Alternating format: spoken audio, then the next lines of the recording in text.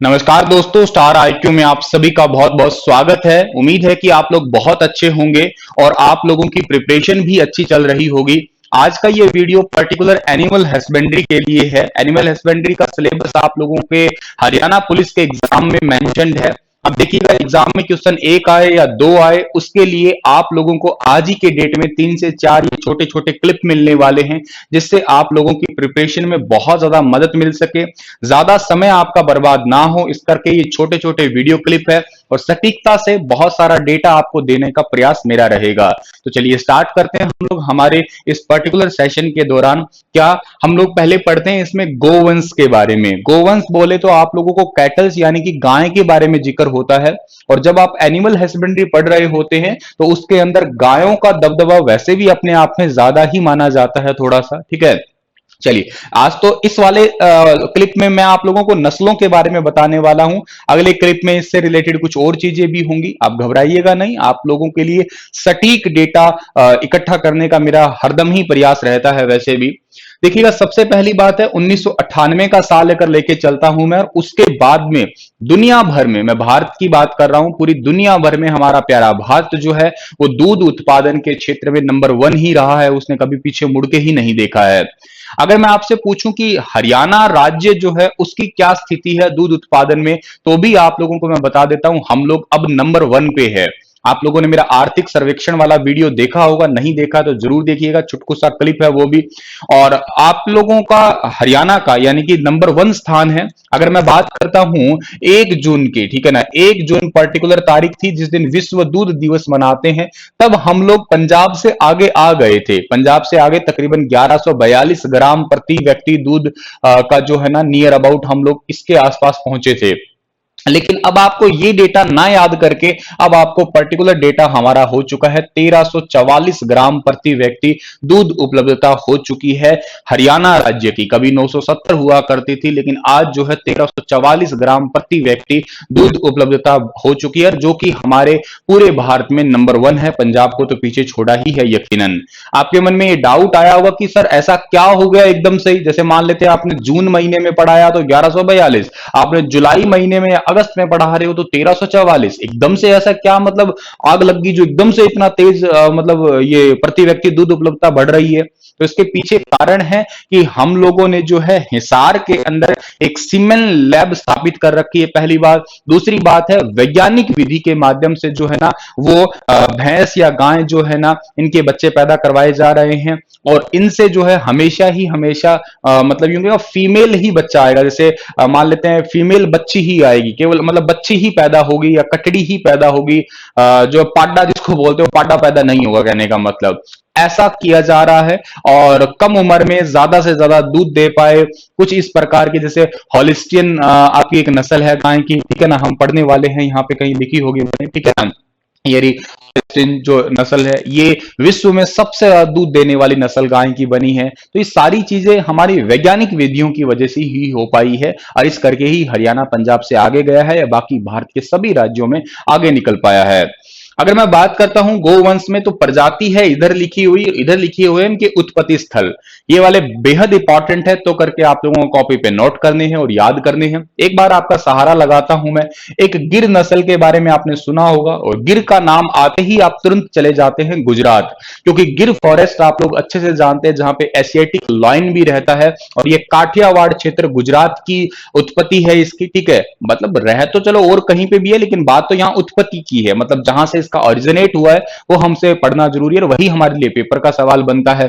एक सीरी नस्ल की गाय है, वो दार्जिलिंग। दार्जिलिंग किसके लिए फेमस है? दार्जिलिंग विश्व में सबसे ज्यादा उत्तम किस्म की चाय के लिए प्रसिद्ध है, और इस चाय का 1 से सवा लाख रुपए पर केजी तक ये चाय बिक चुकी है। अभी भी इसका रेट बहुत ज्यादा है। इसको जीआई टैग मिला है, भारत की सबसे पहली वो चाय है, या भारत का पहला वो प्रोडक्ट है। इस साल 2004 में ब्लैक टी को जीआई टैग मिल गया था, और वहीं से ये सीरी नस्ल की गाय निकल के आई है।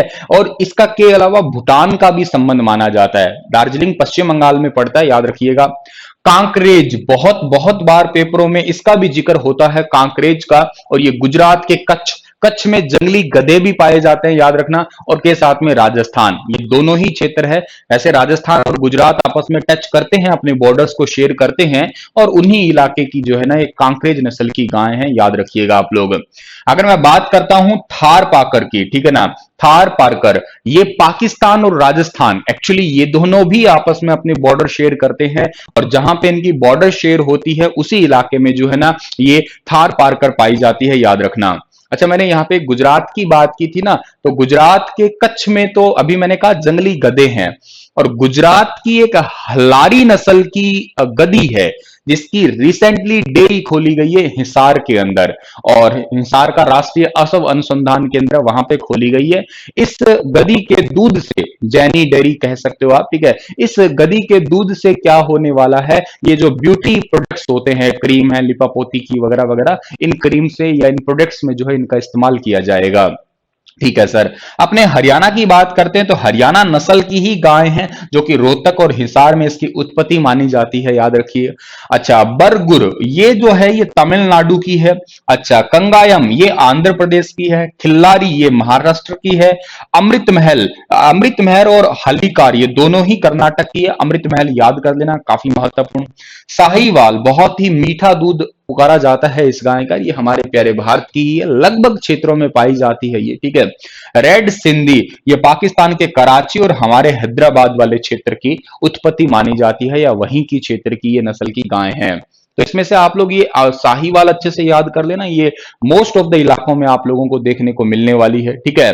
अगर मैं बात करता हूं इधर दुधारू नस्लों की बात करता हूं, मतलब जो ज्यादा दूध देती है उन नस्लों की अगर मैं बात करूं यहाँ पे, तो साहीवाल है। आप लोग जनरली अगर अपने घर में गाय पालते भी हैं तो साहीवाल ही पालते होंगे, या गिर है, ठीक है ना, गिर नस्ल की गाय का दूध भी मीठा होता है, रेड रेड सी कलर की होती है। के अलावा रेड सिंधी भी आती है आपकी, सिंध मतलब सिंध क्षेत्र पाकिस्तान वाला आ गया ऐसे। बहारवाही, आप जिनके बैल होते हैं, आजकल तो खैर बैल वगैरह का कौन यूज कर रहा है, ठीक है ना, लेकिन फिर भी जिन कभी बैल होते थे, ठीक है, या जो भार ढोते हैं, बोझा ढोते हैं, ठीक है, उनमें से आती है एक हल्लीकार, ठीक है ना। ये हल्लीकार मैंने कहा की बताई तुम्हें, कर्नाटक की बताई। अमृत महल मैंने वैसे इंपॉर्टेंट लिखा था उस पे, अमृत महल और हल्लीकार ये दोनों ही कर्नाटक के एरिया पेपर में पूछा जाता है। अमृत महल बहुत बहुत इंपॉर्टेंट है। कंगायम मैंने अभी बताया है तुम्हें, आंध्र प्रदेश की है। बरगुर मैंने तुम्हें अभी बताया, देखो ये रहा तमिलनाडु। नागौरी राजस्थान से रिलेटेड है। खिल्लारी और मालवी ये सारे की सारी नस्लें जो है ना आपकी, ये भारवाही है जो बोझा ढोने में मदद करती है।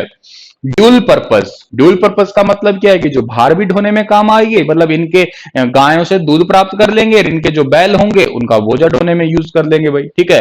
तो ये ड्यूल पर्पस में थार पाकर आती है, ये क्वेश्चन भी इंपॉर्टेंट बनता है। थार पाकर जो कि पाकिस्तान और राजस्थान का उत्पत्ति क्षेत्र है, के अलावा कांकरेज का भी नाम आता है आपका, ठीक है ना, जो कि गुजरात का कच्छ वाला इलाका और के साथ में राजस्थान का आपका इलाका हो गया, और ये सबसे भारी नस्ल भी है। भारी इन द सेंस कि मतलब खुद ही भारी बहुत ज्यादा है ये, ठीक है। अच्छा, इसको तो बहुत अच्छे से याद कर लेना आप लोग, हॉलिस्टीन फ्रीजियन ये सबसे ज्यादा दूध देने वाली है, बहुत बहुत इंपॉर्टेंट है। आई थिंक 2020 में करंट अफेयर पढ़ा होगा आपने, 76 किलोग्राम पर डे, एक दिन में 76 किलोग्राम का दूध देके वर्ल्ड रिकॉर्ड बनाया था इसी नस्ल की गाय ने, अपने हरियाणा में। डिस्ट्रिक्ट तो मुझे मेमोराइज नहीं हो पा रहा है अभी, लेकिन ये था हरियाणा का ही करंट अफेयर, ठीक है। आई थिंक सो करनाल था, बाकी इसको करेक्ट करना आप लोग कमेंट के अंदर। अगली बात करता हूं मैं गरनशी की। ये गरनशी नस्ल जो है गाय की, इस गाय की नस्ल में फैट बहुत ज्यादा होता है, मतलब इस गाय की नस्ल का दूध जो होता है उसमें 5% के आसपास फैट होता है, ये भी पूछा जाता है। आपसे पूछा जाता है करण स्विस के बारे में, और आपसे पूछा जाता है करण फ्राइज के बारे में। पहले तो मैं बता देता हूं, ये दोनों के दोनों जो है ना वो आपकी संकर प्रजाति है, ठीक है ना, मतलब ब्रीडिंग के माध्यम से तैयार की गई है। हरियाणा के करनाल के अंदर तैयार की गई है। राष्ट्रीय डेयरी अनुसंधान संस्थान जो कि पड़ता है करनाल में, उन्होंने इसको तैयार किया है, करण स्विस को और करण फ्राइज को। किन दो ब्रीड को मिला के एक ब्रीड तैयार की है, तो करण स्विस को ब्राउन स्विस और साहीवाल को मिला के तैयार किया है। करण स्विस को तैयार किया है ब्राउन स्विस और साहीवाल दोनों को मिला के, और जो करण फ्राइज है इसको हॉलिस्टीन और थार पाकर इन दोनों को मिला के। आपको ये क्या कहते हैं ब्रीडिंग क्या होती है, ये कैसे होती है, इसके लिए मैंने स्पेशली एनिमल हस्बेंड्री का एक प्लेलिस्ट बना रखा है, उसमें वीडियो पड़ी है, ऑलरेडी देख लेना। और इन गायों का जो क्या कहते हैं आपका डाइजेशन सिस्टम होता है कैटल्स का सभी का, वो भी मैंने वीडियो बना रखा है, आप देख लीजिएगा। सारा मैंने 2-3 वीडियो ऑलरेडी बना रखे हैं, आपके वो काम आएंगे। आज का वीडियो अगेन आपके लिए वेरी इंपॉर्टेंट है। कर्ण स्विस और कर्ण फ्राइज, ये वीडियो वो है जो पेपर से पहले मतलब एक निचोड़ सा होता है ना, वो देने का प्रयास कर रहा हूं मैं। कर्ण स्विस ब्राउन स्विस और साहिवाल दोनों का मिक्स है। कर्ण फ्राइज है हॉलिस्टिन और थार पाकर का जो है ना, वो एक टाइप का संकर है, याद रखना। जर्सी की बात करते हैं, विदेशी नस्लों में जाते हैं हम लोग, तो जर्सी नस्ल आपकी यूके यूनाइटेड किंगडम की है। हॉलिस्टिन पूछे तो नीदरलैंड की, ब्राउन स्विस पूछे तो स्विट्जरलैंड की है। 5% फैट बताया था, ये फ्रांस की है। आयरशायर जो है ना, ये स्कॉटलैंड की है। तो उसमें जर्सी और हॉलिस्टिन ब्राउन स्विस, ये तीनों अच्छे से याद करनी है। हम लोग भैंसों के ऊपर आते हैं, तो भैंस की बात करते हैं। भैंस बेसिकली दो टाइप की कैटेगरी में तोड़ते हैं हम लोग। एक कैटेगरी होती है आपकी भारतीय भैंसे, जिनको आप लोग जल भैंस भी कहते हो, अपनी वाली जल भैंस ही है, ठीक है ना। जोड़ में अगर घुस जाए तो आराम से घुस रहती है वहीं पे, ठीक है जी। विदेशी भैंसों की बात करो, दलदली भैंसे है, जो दक्षिण पूर्व एशिया में थोड़ी ज्यादा पाई जाती है, ठीक है। हरियाणा की बात करें, कुछ नस्लों की बात करते हो आप लोग, मतलब ओवरऑल की, तो हरियाणा की तो बहुत फेमस है। इवन मैं कहूंगा तो ये वर्ड फेमस हो रही है, जिसको हरियाणा का काला सोना कह रहे हो, मुर्रा नस्ल, ठीक है। सुरती गुजरात की है, जाफराबादी ये भी गुजरात की है, नागपुरी ये महाराष्ट्र की है, भदावरी जिसके दूध में फैट बहुत ज्यादा होता है, 14% या इससे भी ज्यादा होता है। तराई नस्ल ये उत्तराखंड की है, बदावरी यूपी एमपी दोनों में पाई जाती है। नीली रावी ये पंजाब की है, ठीक है ना। मंडा टोडा ये नीलगिरी पहाड़ी क्षेत्र की आती है, ठीक है ना। और एक बात और याद रखना कि करनाल के अंदर पहली बार एक क्लोन बना था, क्लोन कटड़ी तैयार की गई थी, उसका नाम था गरिमा। क्लोनिंग के माध्यम से ना शरीर के किसी एक हिस्से से पूरा का पूरा शरीर कंप्लीट तैयार कर देना। ह्यूमन क्लोनिंग तो बैन है इस दुनिया में, ब्रिटेन देश को छोड़ के। बाकी चीजों की क्लोनिंग आप कर सकते हो। दुनिया में सबसे पहले क्लोन भेड़ का हुआ था, जिसका नाम था डोली शिप, ठीक है, वो भी शायद आपको याद ही हो। तो ये चीजें आपको शायद समझ में आई होगी, बहुत ज्यादा मदद भी मिली होगी। छुटको सा क्लिप था, एक बार दो बार और देख लीजिएगा, याद हो जाएगा चीजें। और आपको क्लिप प्रोवाइड करवाऊंगा जिसमें और भी आपका जो है ना, ऐसा ही मोस्ट इंपॉर्टेंट डेटा कंपाइल करके आपको देने का प्रयास करूंगा। बताना कमेंट में कैसा लगा video. Thank you so much.